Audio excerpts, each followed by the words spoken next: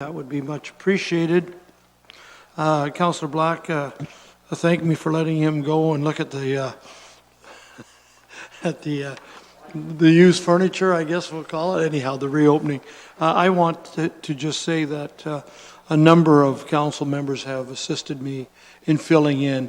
I was actually last week twice triple booked. It seems June is the month where everybody wants to get things out of the way before the summer break.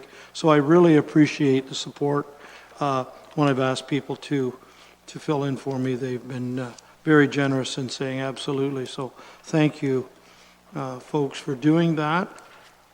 I think the only other thing I wanted to mention, you get lots of interesting calls from people in this business, don't we? This was a little different, but I thought I'd put a plug in for the Canadian Blood Services.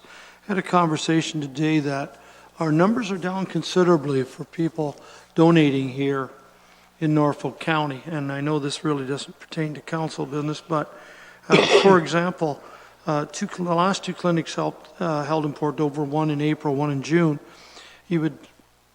I was asked the question, how many people do you think actually showed up for the clinics to donate blood out of a town of about 6,000 people? And I was quite surprised that it averaged over the two clinics just around 50. So I'm going to put on my calendar to attend, because I've kind of neglected that for a few years for some reason, Friday, August the 18th. And I told the organization who wondered how I could assist our council, and I said, well, make sure that we'll ask the press to make sure this is put in the press, some of these clinics, and just talk it up a bit and even participate ourselves for those that feel they can, because it's a pretty important cause. Anyhow, that's all I have, Mr. Chair. Thank you. Thank you. I do have one, and it's for Lee. Lee, I'm getting a lot of flack on Colonel Talbot there's about a kilometer there that's getting rougher and rougher, and I've told people that it's going to be fixed certainly before the winter, and I don't want to make a liar out of me. So can you tell me when they are actually going to show up and fix that particular kilometer? Through the chairman to council, I am unfortunately not very good at predicting it. We have talked to the contractor and they will be back to do some work in that area. I just don't have a scheduled date yet. I will advise you as soon as we have a date from them. They'll have it done before winter? Yes, they will. Okay, that's all you're not going to make a liar out of me. Any other business, Lee?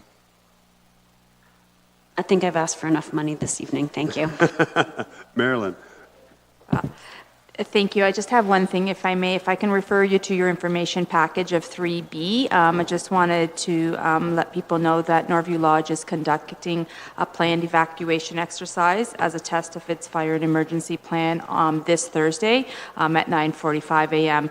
This planned evacuation is conducted every 3 years to be in compliance with the Ministry of Health and Long-Term Care Homes Act.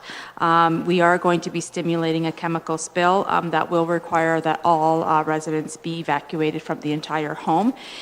We are asking, in order to conduct the evacuation as quickly and as safely as possible, we ask that all family members and visitors refrain from entering the home during the morning of June the 22nd, which is this Thursday, and we will be having our colleagues with fire and rescue and the emergency medical services on board and providing support during this exercise.